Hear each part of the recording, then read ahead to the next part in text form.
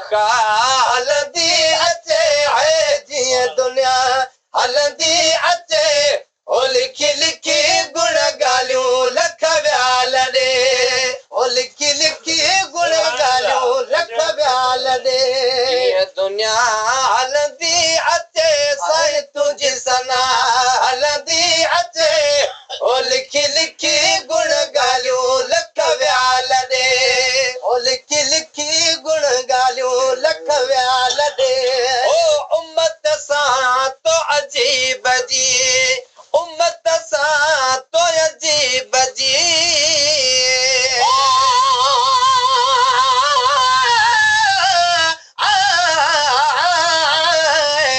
मेरे डाकू न देख नबी अपने राम करम को जरूर देखिए पुल पत्थर न थिए महाशर च पवन मैं कुरोंदायो था न मजबूर देखी तेरा उम्मती ते मैं सनागर हाँ नाते कर मंजूर देखी अपना समझी हुजूर तू मौसन न करी मई दे तू कसूर देखी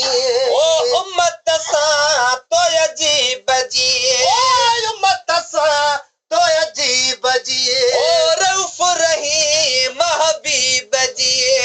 रऊफ रही महबीब जी साईं रऊफ रही महबीब जी अजो बेवफा हलंदी अचे है तुंहिंजी सना हलंदी अचे ओ लिखी लिखी गुण ॻाल्हियूं लख वियाल ॾे ओ लिखी लिखी गुण ॻाल्हियूं लख वियाल ॾे पंहिंजे कसूरनि ॾे त क्यों पंहिंजे कसूरनि ॾे त क्यों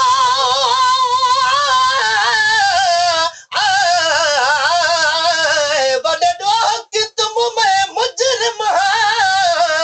मैं को याद है अपना माज़ी जॾहिं हशर दॾीअ विच अदल थिएसी बनबासी कादिर काज़ी ॾिसी हुकुम खुदा ऐं मुजरिम दी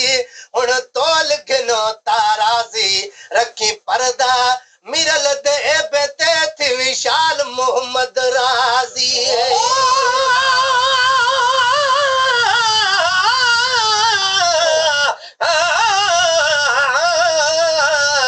डोही देख में को दुनिया हथ कढ कई ए पक त साईं न छुड़ेसी डोही मगर नन धड़का साईं डोह दे दफ्तर धोसी दो जग जा खुशियां इथों पावेसी दामन च चिंबड़ जो पोसे जेको मदनी जहिड़ा महबूब मिले दस क्यों अञा मौसम रोसी ओ पंहिंजे कसूरनि ॾे त क्यों ओ हालुनि आ पर पोइ ढकियूं साईं हालुनि आ पर पोइ ढकियूं ओ तुंहिंजी दुआ हलंदी अचे है तुंहिंजी दुआ हलंदी अचे है तुंहिंजी सना हलंदी अचे ओ लिखी लिखी गुण ॻाल्हियूं लख वियाल ॾे ओ लिखी लिखी गुण ॻाल्हियूं लख वियाल ॾे रंग तुंहिंजे सदके रता ओ रंग तुंहिंजे सदके रता हर हर थियो थी वञे खता हर हर थियो थी वञे खता हर हर थियो थी वञे खता ओ हर हर थियो थी वञे खता पोइ बे अता हलंदी अचे है तुंहिंजी सना हलंदी अचे ओ लिखी लिखी गुण ॻाल्हियूं लख वियाल ॾे ओ लिखी लिखी गुण ॻाल्हियूं लख वियाल ॾे अज़मी लख थोरा मञे ओ अज़मी लख थोरा मञे साईं राजुर से तरुसी वञे राजुर से तरुसी वञे राजुर से तरुसी वञे राजुर से तरुसी वञे तुंहिंजी रज़ा